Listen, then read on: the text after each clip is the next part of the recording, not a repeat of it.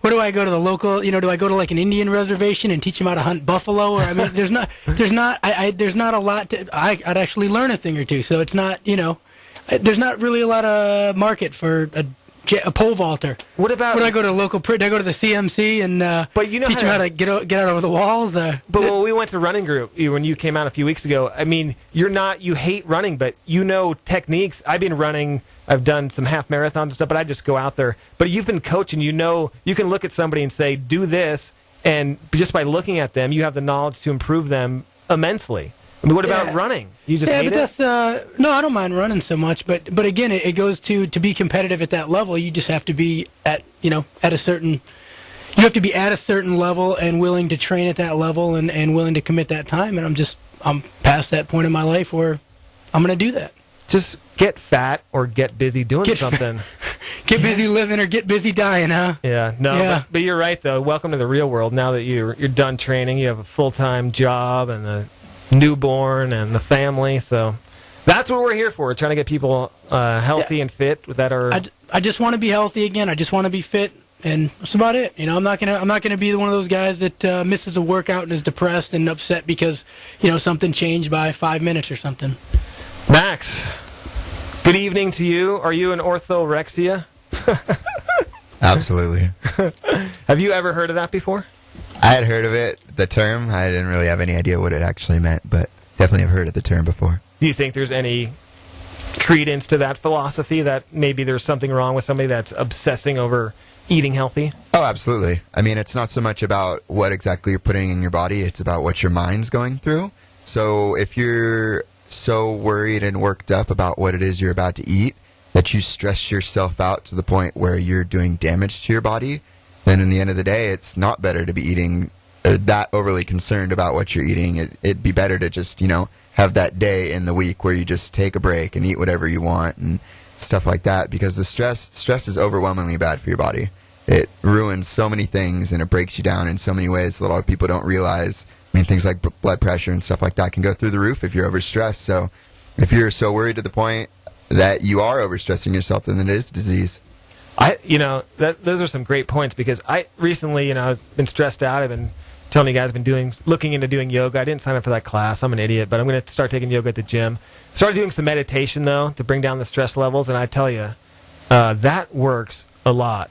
And I used to think that the term fat and happy was crazy, but even if you are eating healthy, if you're stressed out, and there's a lot more research on this in the last 10 to 20 years about the effects of stress on, like Max was talking about, on your physical health, it is so much more a direct correlation, stress and your physical health, than I think people realize. And you could be eating salads all day long, but if you're working 60 hours a week and stressed out, you're still going to be sick and unhealthy. The stress will get to you.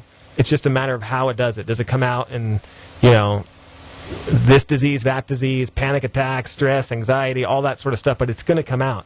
So I wonder if, we don't have to talk about this now, but I'm just kind of thinking about this. If somebody can be truly, say, even morbidly obese and happy, everything is going well in their lives, they have a great marriage, great kids, they happen to, maybe they have a food addiction, they eat a lot, but they're still happy, and then in turn, their health isn't that bad. I wonder if that is, because a lot of morbidly obese people. We had Ricky Wayne on, who was on the show Heavy, and he was actually, speaking of The Biggest Loser, he was too heavy and too overweight for The Biggest Loser. He was morbidly obese and then some. But he was talking about how he was clinically depressed and taking all these medicines, and he was just miserable. But I wonder if somebody is out there that's not to that level of morbid obesity, but is overweight.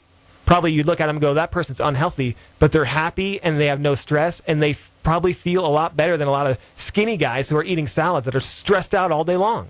I'm pretty sure that there are. I mean, I spent a good amount of time in Italy, and I feel like a lot of the older people in Italy who are a little bit more overweight, they're not exactly overweight to the point where it's affecting their physical health, but they're so happy and cheery about every little thing. They have their glasses of wine, they socialize, they laugh, they have fun.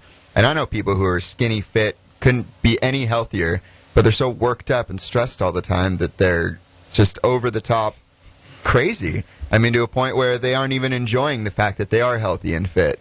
And so I think with certain fine line. There are people out there who are a little less healthy than most of us, but at the same time, their mental health is so great that it exceeds those points where they have lacking in the physical health. But did you notice when you were in Italy that at 11 o'clock or 11:30 every day, everything closed down and they all took like a 12, like an hour? That's Spain. No, it was in Italy too. I will assure you, I can take you to the city, Italy. I mean, now, I'm not saying all of Italy. I'm saying there are towns in Italy where at noon all the shops and everything close down, the restaurants stay open, and they all go and they all go to the restaurant. They go out for lunch, and then they take a nap before they go back to work.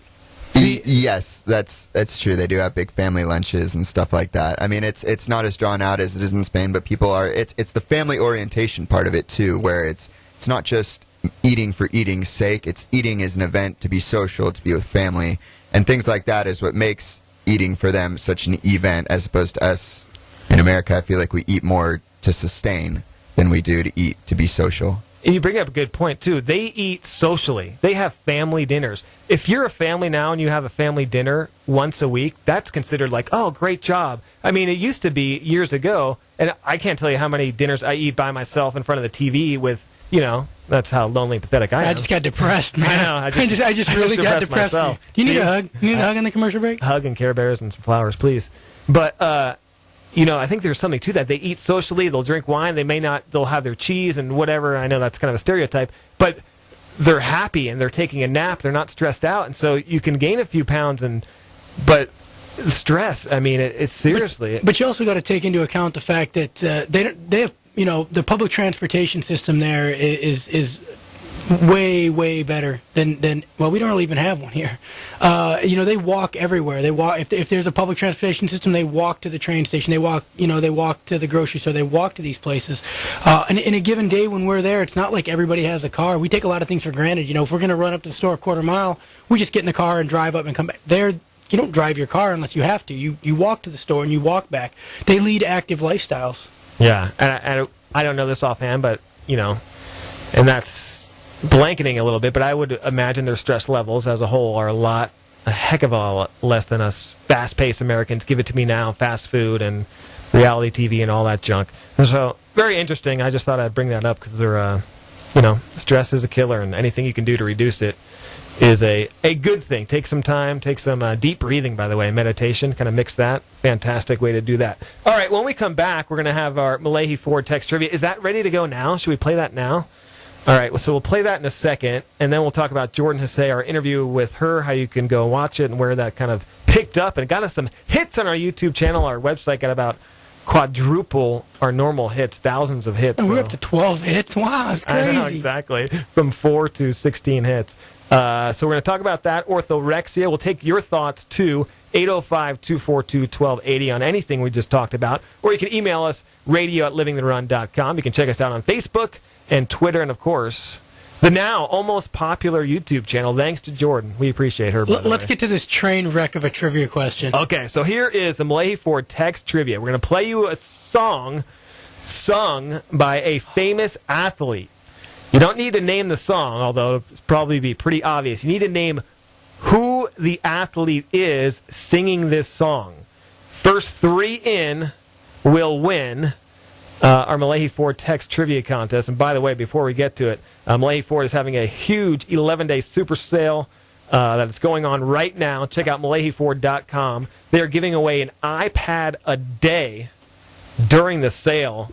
Plenty of days left, so check out MalahiFord.com to see how you can win an iPad. I just got an iPad too, and it's one of those things like the cell phone. How did I live without it? So check out MalahiFord.com. All right, let's get to it. Let's play the song by this famous athlete. First 3 to text in will win. Listen in, 805-242-1280. I love you, and I talk on my reply. I'd rather hurt you honestly than mislead you with a lie.